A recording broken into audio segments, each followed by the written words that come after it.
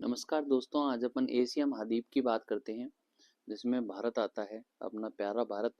अपन बात करते हैं एशिया महाद्वीप के पर्वतों के बारे में। तो सबसे पहले देखते हैं, तो ये है अपना टर्की। टर्की में एनातोलिया का पठार है जिसके ऊपर पोंटीन है और नीचे टोरस पर्वत है। टोरस से दो नदियां निकलती है।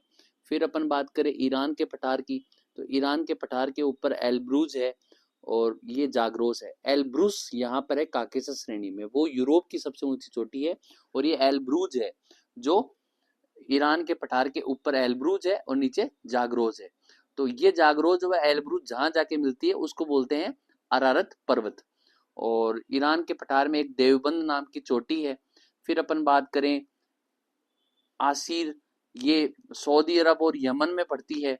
और बात करें हिंदुकुश, सुलेमान, हिंदुकुश, सुलेमान, तिएन शान, कुलुन शान और हिमालय, ये सब मिलकर पामीर नोट से जुड़ते हैं। और जो हिमालय और कुल्लुन शान है यहाँ के बीच में है तिब्बतीन प्लेटू। और कुल्लुन शान व तिएन शान के बीच में पड़ता है टकला मकान जो ठंडा मरुस्थल है। और ऊपर अपन देखें तो ये उज्बेकिस्तान वाला इलाका है, वहाँ अल्टाई माउंटेन है।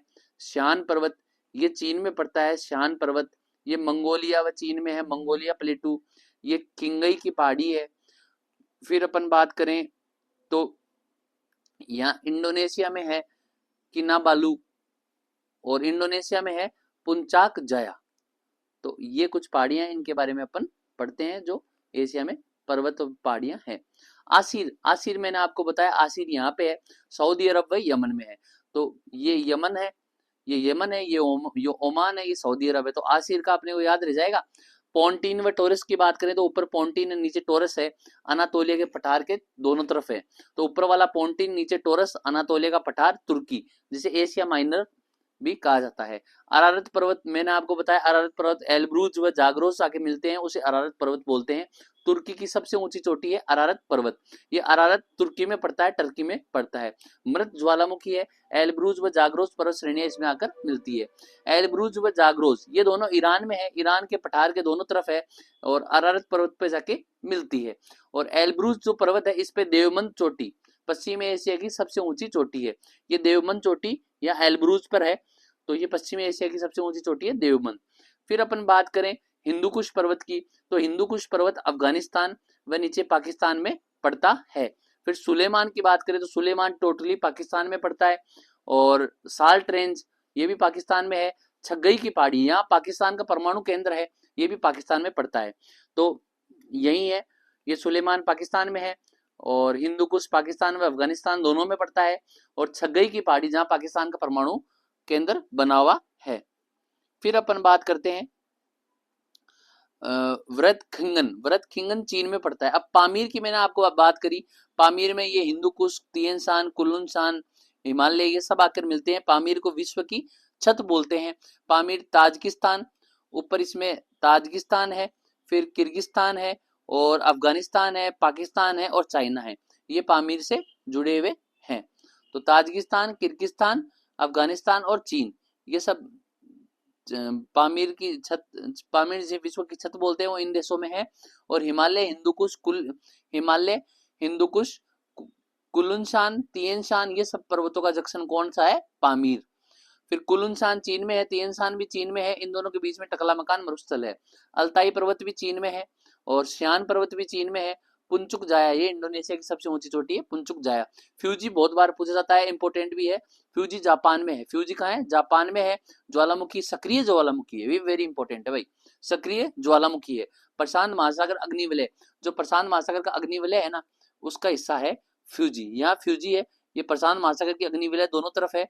इसमें 3/2 ज्वालामुखी जितने भी विश्व के हैं वो इसमें पाए जाते हैं। इसमें एक माउंट फ्यूजी है जो कि सक्रिय ज्वालामुखी है।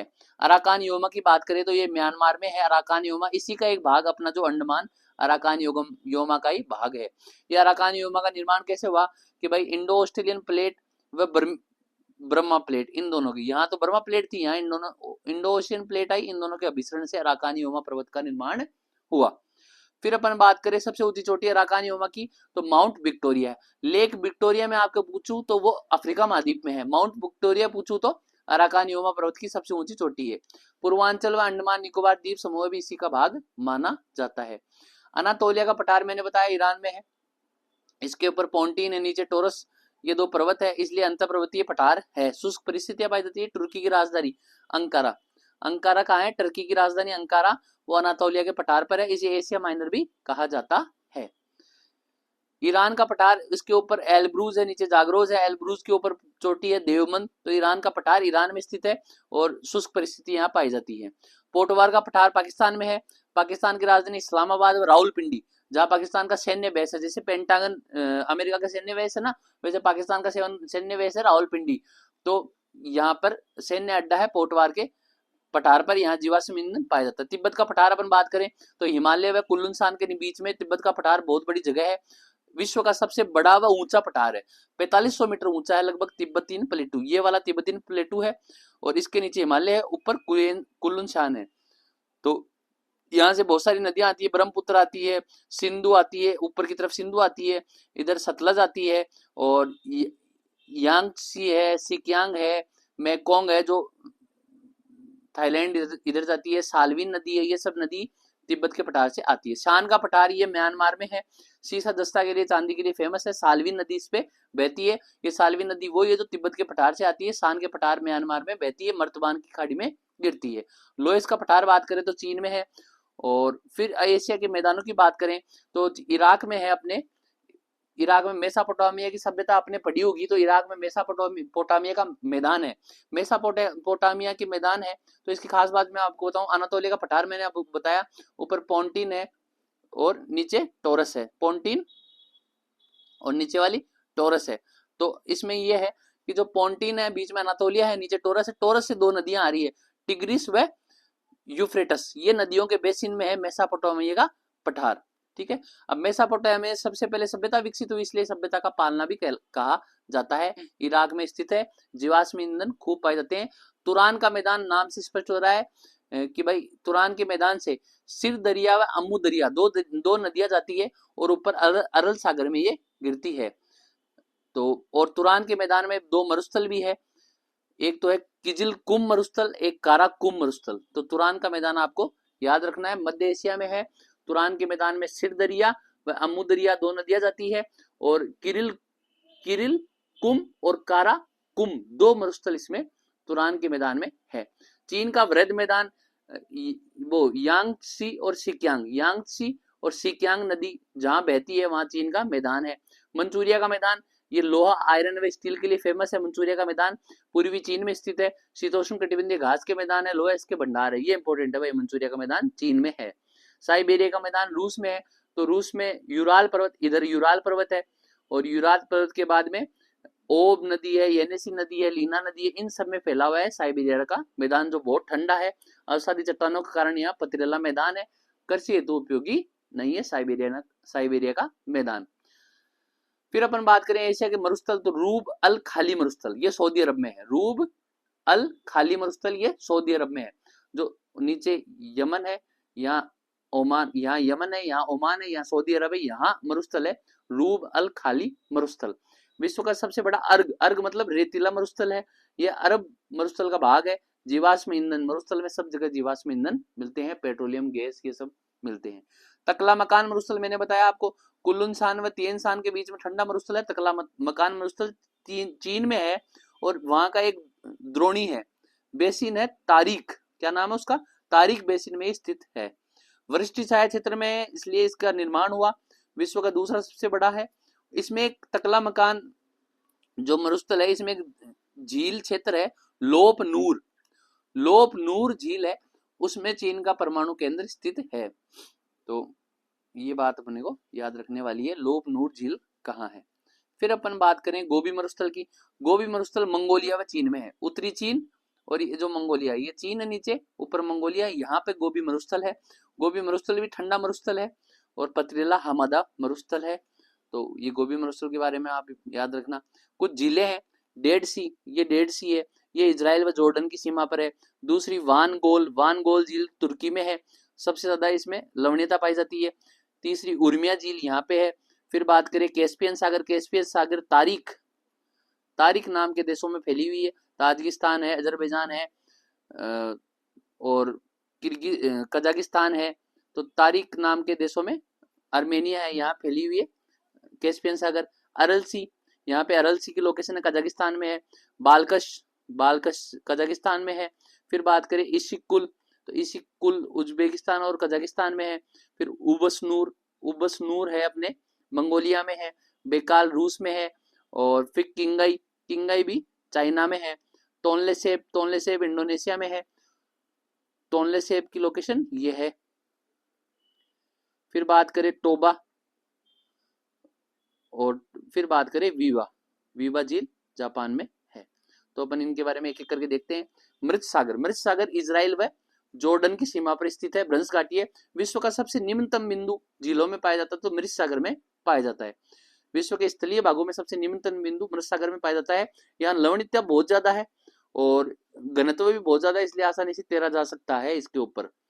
फिर झील में जॉर्डन नदी का संगम होता है, लेकिन अब जॉर्डन का पानी कहीं और कहीं काम में आने लग गया, इसलिए मृत सागर का आकार कम होता जा रहा है। कैस्पियन सागर विश्व की सबसे बड़ी लवणीय झील, लवणीय झील की बात करें तो कैस्पियन सागर है। अब ये कहाँ का है, तारीख याद रखना आप। तुर्कमेनिस्तान, अजरबैजान, रसिया, ईरान और कजाकिस्तान, तो तारीख से याद रह जाएगा। वोल्गा व यूराल, ऊपर से बताया था ना, वोल्गा नदी आती है और इधर से आती है यूराल नदी। तो यूराल पर्वत से यूराल नदी, इधर से वोल्गा नदी आती है और ये कैस्पियन सागर में गिरती है। और बाकू अजरबैजान, जहां पहला पेट्रोलियम कोयला बना था, और हाल ही में बाकू में COP29 का सम्मेलन हुआ था।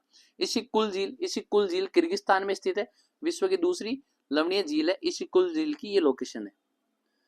तो भाई इशिकुल झील ये लोकेशन है जो किर्गिस्तान में है। फिर बात करें अपन अरल सागर, अरल सागर कजाकिस्तान व उज्बेकिस्तान में सीमा क्षेत्र में मीठे पानी की झील है। ये मीठे पानी की झील है, ये याद रखना आप, इंपोर्टेंट। अरल सागर, अमू दरिया व सिर दरिया, मैंने बताया था ना, अमू दरिया व सिर दरिया नदियां आती है, वो ऊपर अरल सागर में गिरती है। तो अमू दरिया व सिर दरिया नदियां इसमें गिरती है, ये निरंतर सिकुड़ता जा रहा है, ये इंपोर्टेंट है। यूपीएससी ने भी क्वेश्चन इस पे अरल सागर पे पूछा था। तो कजाकिस्तान व उज्बेकिस्तान इसकी लोकेशन है। तो अरल सागर ये 5वें नंबर पर अरल सागर, तो ऊपर कजाकिस्तान है, नीचे उज्बेकिस्तान है, ये किर्गिस्तान है, ये तुर्कमेनिस्तान है, ये तजाकिस्तान है, या अफगानिस्तान है, ये पाकिस्तान है। ठीक है। फिर अपन बात करते हैं तोनले सैप झील, तोनले सैप झील सॉरी कंबोडिया में है, और कंबोडिया में स्थित है, और पूरी दक्षिण पूर्वी एशिया की मीठे पानी की झील है। और मेकोंग जो नदी आती है ना, ये मेकोंग नदी की प्रमुख सहायक नदी है, तोनले सैप नदी भी है यहाँ पे। और विश्व के 36 हॉटस्पॉट में से, बायोडाइवर्सिटी हॉटस्पॉट में सम्मिलित है तोनले सैप झील। वान गोल झील ये तुर्की में है, सर्वाधिक लवणीय झील है। उर्मिया विश्व की सर्वाधिक लवणीय झील है, वान गोल झील। उर्मिया झील ये ईरान की झील है। बालकस झील कजाकिस्तान में मीठे पानी की झील है। उवस नूर झील मंगोलिया में स्थित है, बड़ी लवणीय झील है। किंगई झील, किंगई झील चाइना में स्थित है, लवणीय झील है। टोबा झील ये इंडोनेशिया में टोबा, और ये इंपोर्टेंट है। टोबा झील कोल्डेरा झील है, कोल्डेरा झील है विश्व की सबसे बड़ी। बीबा झील जापान की सबसे बड़ी मीठे पानी की झील है। अब टिग्रिस व यूफ्रेटस, मैंने आपको बताया अनातोलिया का पठार है, ऊपर पोंटीन है, नीचे टोरस है, टोरस से टिग्रिस व यूफ्रेटस, दजला व फरात नदी इसको बोलते हैं, ये नीचे आती है और फारस की खाड़ी में गिरती है। ये जो सऊदी अरब है, यहाँ यमन है, यहाँ ओमान है, और ये फारस की खाड़ी है, यहाँ गिरती है टिग्रिस व यूफ्रेटस, जो टोरस पर्वत से ऊपर से आती है। फिर अपन बात करें और ये भाई ऊपर ये अपना अनातोलिया का पठार है, ये पोंटीन है, ये टोरस है, टोरस से आएगी टिग्रिस व यूफ्रेटस, और ये अपने फारस की खाड़ी में गिर जाएगी, और बीच में मेसोपोटामिया का मैदान आएगा। फिर टिग्रिस को दजला बोलते हैं, यूफ्रेटस को फजाद बोलते हैं। अब टिग्रिस के किनारे बगदाद शहर है इराक का, और फरात के किनारे, फरात पश्चिम एशिया की सबसे लंबी नदी है, और यहाँ इराक में एक मरुस्थल है सत अल अरब। अब इराक में नदियों को सत अल अरब बोलते हैं, मतलब अरब की नदियां बोलते हैं। हेलमंद नदी, हेलमंद नदी हिंदुकुश पर्वत से आती है, और वही हामनपुर झील में, हेलमंद नदी हिंदुकुश पर्वत से आती है, और हामनपुर झील है, हामनपुर झील अफगानिस्तान की सबसे लंबी झील है, अफगानिस्तान में ये तो सबसे लंबी झील है हामनपुर झील, इसमें गिरती है।